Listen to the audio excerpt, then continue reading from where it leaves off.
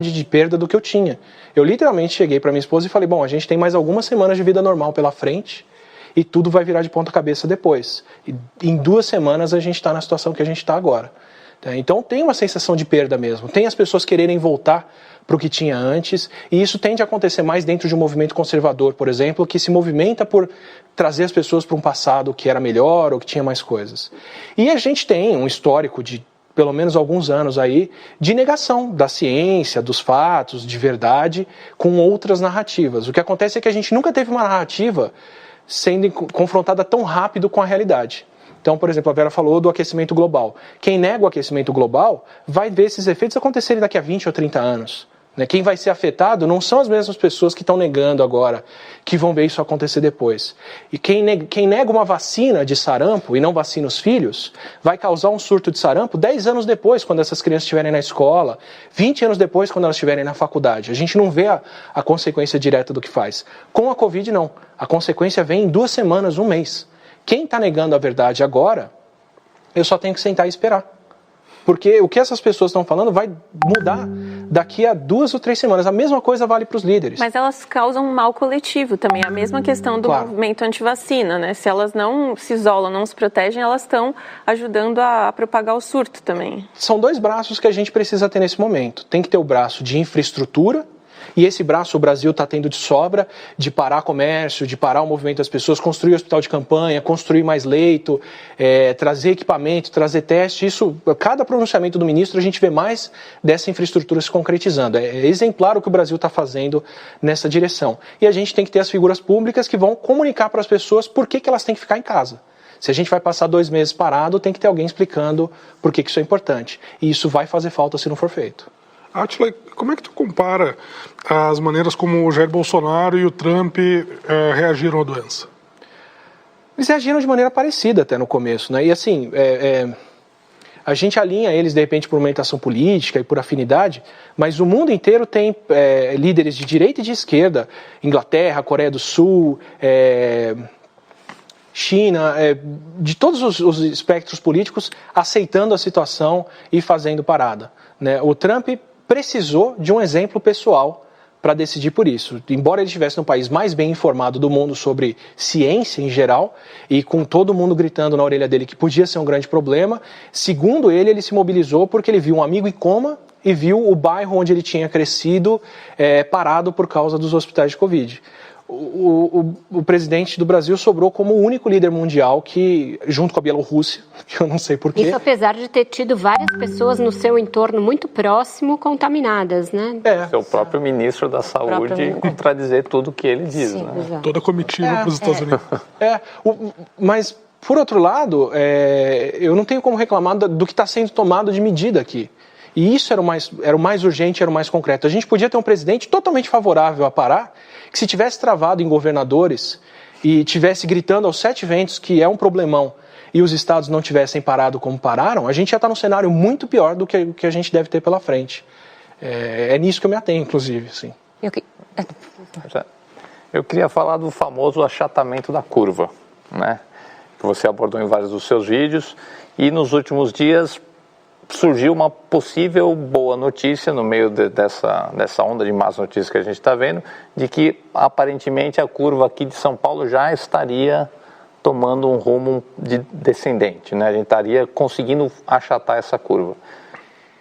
Dá para falar isso já? Porque assim, o que a gente ouve dos profissionais de saúde que estão nos hospitais, que estão no pronto atendimento, vendo a coisa acontecer na frente deles, é o oposto. Eles dizem que a coisa só está piorando. É mais gente chegando, mais gente doente, mais gente internada e muita gente morrendo que ainda não entrou nas estatísticas. Então, essa suposta boa notícia Não, eu não consigo encarar ela como algo que é o que está acontecendo de verdade. Porque sem testes a gente não tem como saber em momento real o que se passa. A gente só tem como ver o reflexo na diminuição de internações. E isso vai se manifestar em 2 semanas. Então, os estados pararam semana passada, o estado de São Paulo parou no fim de semana passado. Qualquer efeito disso a gente só vai ver no começo de abril, um pouco mais para frente. Espero que a gente veja esse efeito, mas até agora o que a gente pode estar vendo é, na verdade, falta de testes. né? Já foi noticiado que o Adolfo Lutz, que é o centro que faz testes em São Paulo, está com 10, 14 mil testes já atrasados, esperando para serem feitos para confirmar os casos. Então, acredito que não. Acho que a gente vai ter um cenário mais real a partir dessa semana, quando chegarem os testes que o ministro da Saúde prometeu para o Brasil, que ele comprou e está trazendo para cá. Esses testes rápidos vão trazer essa resposta. Vão trazer essa resposta. De quantos casos a gente tem e daí para frente, quantos casos novos acontecem por dia e o que a gente está vendo. É como Nova York. Nova York foi de 2, 3 mil casos registrados, porque eles estavam vendo internação, para de repente 60 mil casos, porque eles começaram a testar as pessoas. Mariana? Desculpa.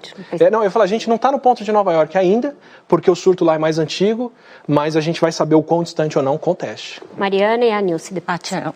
O Imperial College de Londres, né, cujos estudos orientaram, inclusive, os governos dos Estados Unidos e do Reino Unido a adotar medidas mais restritivas, lançou um estudo no dia 26 de março, traçando alguns cenários possíveis para o Brasil. Né? No pior cenário, se a gente deixasse as pessoas circulando sem fazer restrição nenhuma, a gente teria mais ou menos mais de 1 milhão de mortes. E no melhor cenário, se a gente tomasse medidas precoces de restrição, a gente chegaria a um pouco mais de 44 mil mortes. Quer dizer, mesmo o melhor cenário é muita gente, né? Muita morte concentrada em pouco tempo, se a gente pensar que essas mortes ocorreriam nos próximos meses. Isso é uma das coisas que eu acho que vai mudar o nosso bem-estar na saída dessa. Vai ser um trauma coletivo bem grande. Pois é, 44 mil mortes no melhor cenário. Você, vendo as medidas que o Brasil está adotando, né, e que são medidas, às vezes, que se contradizem, né? O governo federal fala uma coisa, o Ministério da Saúde diz outra, e as medidas que estão sendo prometidas, em qual cenário você apostaria que a gente estaria agora? Eu aposto, porque eu sou otimista, porque eu quero ser otimista, nesse cenário mais baixo. Na verdade, não pela extensão das medidas, mas pelo quão precoce elas foram.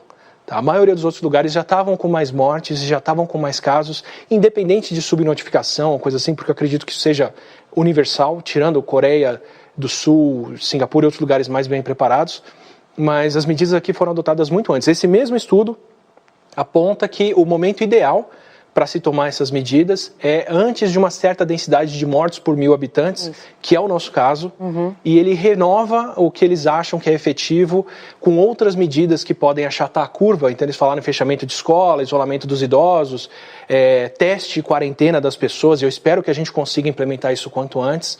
Então o que esse estudo me trouxe de muita esperança é isso, ele dá um limiar de onde a parada deve acontecer, que a gente fez antes, então a gente entrou cedo nisso, e ele dá várias medidas as quais a gente já tomou. Eu acho que o melhor cenário que a gente pode ter é chegarem os testes aqui, equipamento de proteção, tanto para profissional de saúde quanto mais para frente, socialmente a gente poder usar para poder ver isso. Mas eu ainda acho que a gente está dentro da possibilidade de pegar essa saída de menos mortes. Nilce, a última pergunta do bloco, a gente tem um pouco mais de 2 minutos. Rapidinho. Ainda falando sobre o negacionismo, né, da ciência, o governo federal, o presidente, insiste em falar em isolamento vertical. Eu queria, Átila, que você passasse um panorama da diferença desses isolamentos, né, do horizontal, que é adotado onde dá certo, e dessa proposta do vertical e no que ele se baseia, na verdade. Certo. Tem um grande problema aí que é a proposta do isolamento vertical, ela até agora não foi formalizada. Isso foi opinião publicada em jornais ou em mídia, o que não é um problema, mas não é um estudo no qual dá para se basear. O que a gente está falando do Imperial College são estimativas com números, condições, limiares que a gente tem que ter para garantir que está tudo funcionando. E a proposta de isolamento vertical, que é se isolar só a camada mais vulnerável da população, não é uma proposta formalizada. Então eu não acho que cabe nem discutir ela, porque ela não é uma proposta científica. Quando ela for, a gente pode ver quais são as condições. Se ela virar uma teoria científica, uma proposta que pode ser estudada e testada, ela com certeza depende de teste, para saber quem está sendo isolado e se está funcionando. Se a gente não tem teste, isso não devia estar nem no radar daqui para frente. E também não tem nenhum plano político para se isolar idosos numa situação como a do Brasil, em que eles vivem nessa situação com outras pessoas. Né? Eu não tenho condições, meus sogros estão em casa. Eu não tenho como fazer isolamento vertical, eu não vou voltar a trabalhar na rua até ter alguma outra forma de proteção. Então, com isso, a gente encerra o terceiro bloco, volta para o último, depois de um breve intervalo. Esperamos você já já.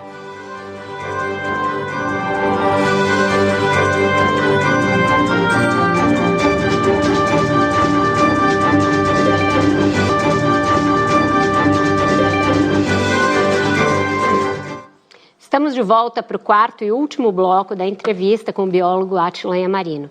Átila, você falou bastante da questão da China e, ao contrário do que muita gente diz, você afirmou que eles foram muito rápidos em isolar o vírus, isolar a região de Wuhan e conseguir controlar a pandemia. Mas existem teorias conspiratórias aí de que esse seria um vírus chinês, até mesmo criado em laboratório pela China para prejudicar o resto do mundo, o mundo ocidental, ou outra teoria também muito vista aí, que eles teriam escondido por mais tempo, em vez de ter sido tão rápidos assim. O que a ciência permite dizer em relação a essas teorias do vírus chinês? Perfeito. A ciência permite dizer que esse não é um vírus manipulado em laboratório e que esse não foi um vírus selecionado para infectar bem humanos, porque isso deixaria assinaturas no vírus que a gente tem como ver e reconstruir. A ciência também aponta que tem vírus como o Covid, como o SARS-CoV-2 agora, em morcegos, tem todo um contexto de onde ele pode ter vindo da natureza, que se aponta que podia acontecer. Então, por tudo que a gente pode olhar para o vírus, é muito difícil de falar que ele veio de um laboratório ou que ele foi manipulado para ser espalhado. Se foi de uma forma que a gente não tem como detectar, e elas são muitas. Sobre o número de casos na China, eles podem até ter escondido casos. A China não é o país mais aberto em relação ao que se passa lá dentro. Os mais fechados, inclusive. E o Ocidente tem uma desconfiança enorme. Mas tem medidas que a gente pode ter. Por exemplo, viajantes com vírus. Por que a gente sabe que o Irã tem mais casos do que eles reportam? Porque muitas pessoas do Irã viajaram para fora com o vírus. Com base nos viajantes infectados, se estimou que no começo de fevereiro, quando eles falaram que tinham 1.000 casos, eles já tinham provavelmente mais de 20 mil, já podem estar chegando a 500 mil de casos. Mas eles não dão esses números. Só que pelas pessoas de fora que a gente detecta chegando com ele, tem como saber. Se tivesse um foco de doença fora de Wuhan, se tivessem mais casos, a gente teria como ver pela assinatura do vírus, que a China não tem como controlar, que o vírus estava vindo de outro lugar. Então, esse tipo de teoria fica difícil de seguir. E os inspetores da OMS e cientistas que foram para lá falam que o cenário é esse que eles pintam, tanto em número de casos como em como a resposta aconteceu e outras coisas. Eles com certeza tentaram abafar o negócio. O prefeito de Wuhan teve que pedir desculpa por tentar silenciar o médico que morreu depois. Então, e isso bate com o histórico que eles já têm de terem tentado abafar a SARS por 3 meses antes ou mais tempo até.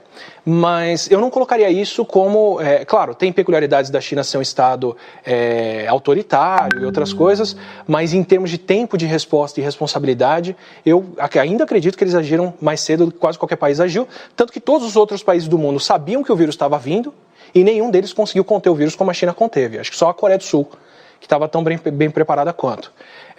Sobre chamar de vírus chinês, a própria OMS recomenda que não se use esse tipo de estigma, porque é isso que faz uma cidade tentar abafar os casos.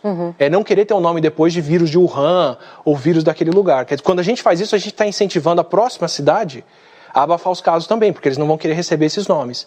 E também é ruim estigmatizar. Eu não quero que aqui no Brasil ele seja conhecido como o vírus de quem viaja, como o vírus de Brasília, que são as pessoas que trouxeram o vírus para cá. Eu não quero esse estigma nas pessoas, eu não quero esse estigma internacional. Isso, inclusive, bate com a pergunta sobre as redes sociais que a gente tem recebido, né? Eu coloco hoje redes sociais como um bom lugar para conversar com as pessoas, mas um péssimo lugar para se informar, porque é o último lugar onde esses boatos continuam circulando. Então, dentro da grande imprensa, a gente tem uma coragem muito melhor de informação do que em redes sociais, apesar de eu estar lá tentando informar as pessoas. Por falar em redes sociais, foi nas redes sociais, acho que se espalhou principalmente, né, até por meio de algumas autoridades, mas é onde tem mais alcance, toda a questão da eficácia ou não da cloroquina, dos remédios, cloroquina, hidroxicloroquina. A gente já sabe que isso levou várias pessoas à farmácia, já teve relatos de pessoas que morreram com efeito colateral. O que dá para a gente dizer hoje dos estudos que existem dos efeitos da cloroquina contra a Covid, se são de fato promissores, né? Os estudos iniciais estão sendo questionados. A sua opinião como cientista do que você já leu, tem evidência científica suficiente para ter uma esperança maior? Quanto tempo a gente demoraria para ter uma evidência mais robusta para que isso fosse colocado de fato na prática, no tratamento? O meu primeiro impulso é ser bastante cético por causa do momento em que a gente está. Eu aplico isso para qualquer remédio, eu aplico isso para qualquer vacina. É um momento em que a humanidade quer uma saída, todo mundo quer ver as coisas funcionando, todo mundo quer salvar vidas. Então a gente tem que ter uma certa calma com as soluções que estão vindo agora, porque elas podem estar sendo oferecidas nessa corrida de achar alguma coisa que vai tirar a humanidade do problema, porque a gente não quer estar nesse novo mundo que está